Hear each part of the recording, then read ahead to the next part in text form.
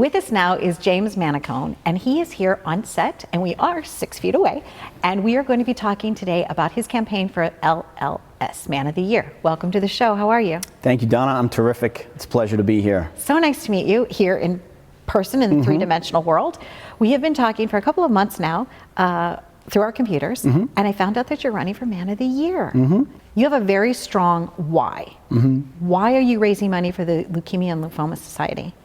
Yeah, when I was 17, I lost a very close friend to pediatric bone cancer, and his name is Jonathan Gamzee.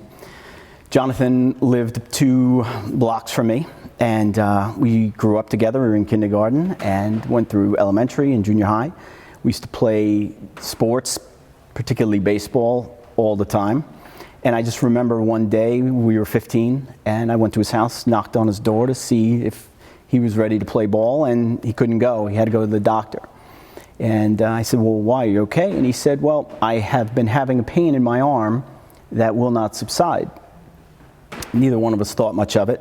He said, all right, I'll touch you back in a couple of days or so and see how you are. And I went back and knocked on his door, and I could tell he was upset. And he had told me that he had been diagnosed with cancer, bone cancer, and specifically it was Ewing sarcoma, which is a very rare form of bone cancer.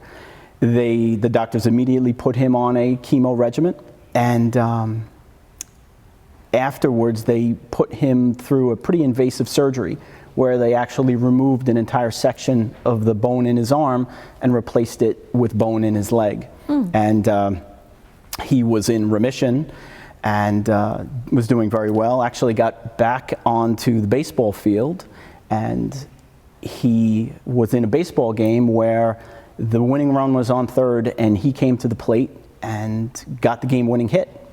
And then afterwards, he was sitting in the dugout, and his parents were wondering, as everybody was filing out, he did not come out. And they went to see him, and he had said that the pain had returned to the same spot in his arm. And in fact, the cancer did return. And they put him on another chemo regimen. And, you know, sadly, he lost that battle January 4th, 1987. So I am doing this campaign in memory and in honor of him. One of the other cool things is that because of the internet, you were able to locate his family just to let them know. Yes. And you hadn't spoken to them in years and years, but you were able to find them. Yeah, for reasons of feeling like they should know, I'm using his name, I'm telling his story, I want to reach out to them. So I was able to find them on Facebook. I reached out to the brother, we got a hold of him, and then had an amazing conversation with his mom in person, with his sister, brother-in-law, and another sister via Skype, from Kentucky. And it was just an amazing afternoon telling the story, details that I did not remember. It was 33 years ago.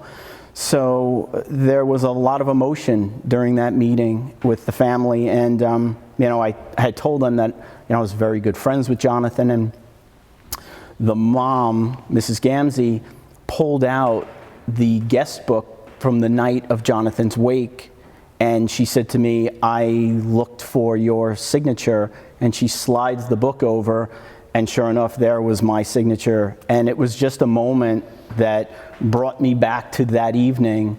And, she had told me that it had been a very difficult 2 weeks for her because I have brought back all these memories. And she told me, she's like, I think about this every single day, except now it's more prevalent because you are now running. But she said it's very therapeutic. And when we left and I was leaving, she gave me a hug and said, you are truly a blessing. Wow. Yeah. That must have been a powerful moment when you saw your own signature. Do you still sign all your documents that way? My signature has changed a little bit in 33 years, but it was just, it was just a moment that took me back in time. I think, first of all, I wasn't expecting it. There were a lot of things when I went to his mother's home. I honestly didn't know what to expect. Certainly, I wasn't expecting her to to pull out that guest book. It was a very powerful moment for everybody there at the table to see my signature. And in fact, the two friends that went with me that evening, their signatures were below mine. So it was an incredible moment that kind of encapsulated all of this. And the magic of it, the serendipity of it all. It really makes me think that I was like meant to do this and to honor his legacy after 33 years. I mean, he was a very special friend. He was a special kid. He always wanted to be a pastor, very compassionate. I mean, we're 15 years old, and my goal in life was to be an architect. His was to be a pastor, and he always carried that sense about him. So I think it speaks to his legacy and who he was in the 17 years that he had, as to who he was as a young man. And I'm absolutely honored to do this. So his ministry and his mission still shines forth. It just shines forth through other people. Absolutely. You have some really great people that are on your team, people that are going to be donating things to you, because you were going to have this really great gala kind of event with some former baseball players, and so, right? Okay, yeah. So are you switching to some online ideas? We are. We actually, well, prior to the pandemic, I was going to hold a gala extravaganza at Mercedes-Benz of Smithtown.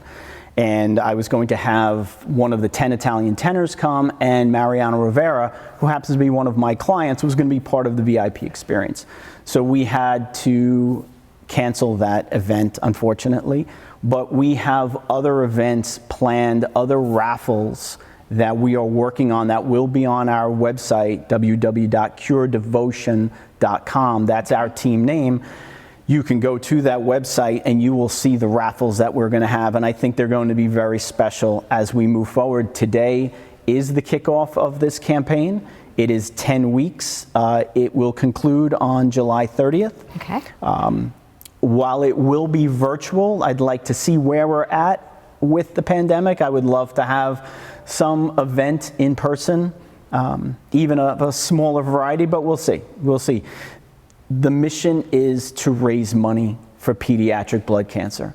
And no matter how we get there, now more than ever, especially because so much attention has been paid to COVID patients, as it should have been. But people are still being diagnosed with all forms of cancer.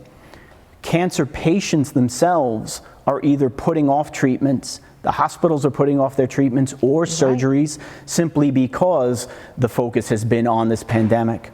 So now more than ever, it is imperative we raise money, and however we raise it, through events, raffles, virtual or otherwise. You know, the boy and girl of the year, Ryan and Cammie, are both in remission now, and you look at their faces and you know that this mission is worth it. And even though there is this great challenge, this pandemic that's affected us all emotionally, financially, and otherwise, now more than ever, it's imperative we stay the course and raise money for this pediatric blood cancer. Because as I've always said, cancer does not stop. Cancer does not stop. Nope, only we can stop it. And nor do you, James, right? That's right. You're a champion. We wish you all the best. Thank you so much. Success. Thank you. Not just in this campaign, but also in your business, because you did grow up to be an architect. Yes. We have JM2 Architecture was founded 8 years ago, and we have been very fortunate to have done a lot of great projects in the community. We were a big part of the recovery for Superstorm Sandy. And we lifted about 150 homes and helped the community with government forms, getting their houses reconstructed. So we were thrilled to be a part of that. And even today, we have a campaign, a marketing campaign, to help people with conversions of bedrooms, garages, basements to a home office, because we see that need now in the community. And certainly people I've spoken to who are either working in their dining room, kind of like myself, working in their kitchen. If you have a garage or a spare room, or you want to put a small addition onto the house, we can assist with that. So it's a very good idea. It's vital that we all stick together in this time. Absolutely. Thank you very much for joining us. It's my pleasure. Okay, happy journeys to you. Thank and you. we'll have you back on, and we'll talk about something else I down the would road. love it. Okay, I would great. love it. Thank you. You're welcome. Stay tuned. We've been living it up right here on The Donna Drake Show. Be well.